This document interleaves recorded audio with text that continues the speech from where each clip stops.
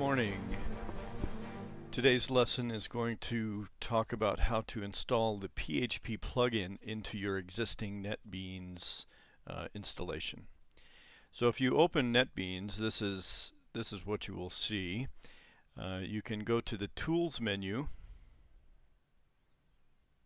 down to Plugins, and click on the Available Plugins tab. Now you can see there are lots of different plugins that deal with different programming environments and open source frameworks, etc. What we want is the PHP environment here. So we select that and hit the install button. Continue through the screens, accepting the license agreement, and go ahead and let it continue. It will download the required plugins from the internet directly and then install itself, at which point you need to restart the Netbeans program. After several minutes of updating, Netbeans will restart with the plugin installed correctly. Once the program starts, it once again asks you for an agreement to allow them to collect anonymous usage data, which I'm not going to do. Now we can go ahead and go to the File menu and start a new project. Selecting the PHP now that the plugin has been installed correctly, and a PHP application. Call the project name whatever you like. We'll leave it PHP Project 1. The version leave as the default PHP 5.2. Now the run configuration, we're going to be running these from the remote website directly. And so here we need to change the URL to the project to be the remote site, which in your case would be your username. Mine is going to be phplecture.cis2scc.com/phpproject1, which is the name that we had it before. In the upload directory, we need to change this to basically the URL that we have up here, the phplecture.cis2scc.com,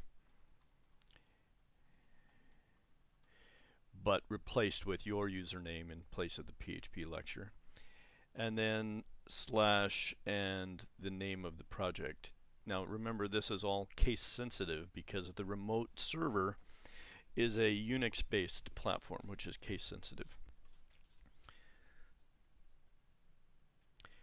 Next we need to create a remote connection. So we click on the Manage button here. We'll call it something like cis2scc.com. You can select either FTP or SFTP, which is a secure version. You can do FTP from home. At school, I believe you're going to have to use the SFTP. The host name is going to be, again, your specific URL.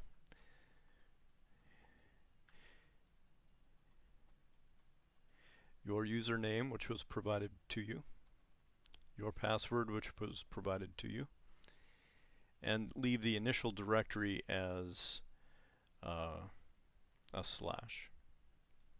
Then go ahead and click the Test Connection button, and you should see a connection succeeded. Hit OK, and now if this is all set correctly, you can go to Next. And then we're not going to be using any PHP frameworks, so we can go ahead and finish that installation. This creates all the files necessary for you and puts a new file called index.php in your source folder underneath your PHP Project 1 that we just created. And if you note here, it is just an HTML page, and as a test to make sure that everything is working right, we can call a function called PHP Info, note the capital I, and that will return us information about the server's configuration of the PHP that's installed. Once that's configured, we can go ahead and run the project. It will then ask us which files we would like to upload, and we want to select everything. Hit OK. It will then go and copy the files using FTP to the remote server. And as you'll notice, we're getting an error here because it cannot find it. If we look at this tab here, it says unknown configuration. So we forgot to do something in our configuration. So to go back to that, we can right click on the project itself and scroll down to properties. We can then select the run configuration, and you'll see here the remote connection is still set to unknown configuration. So even though we created the configuration, we need to select it in our box there. Say OK, and let's go ahead and stop this. And now we can try to run this program again. It will then ask us to upload the files again, and you can see in this log it's trying to upload the files, creating directories, etc. It then launches a browser to the URL that we told it to go to, and this is the returned page that the PHP Info function creates for us, and you can see there's a lot of information there. So basically our installation works correctly. Our project, every time we make a change to this, we can rerun this. It will upload the file again.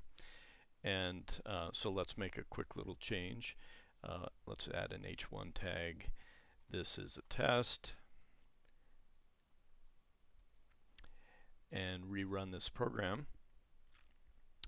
It asks us to upload the file again. And when it's successful, we'll launch the browser once again. And here it is. This is a test. So have fun with PHP.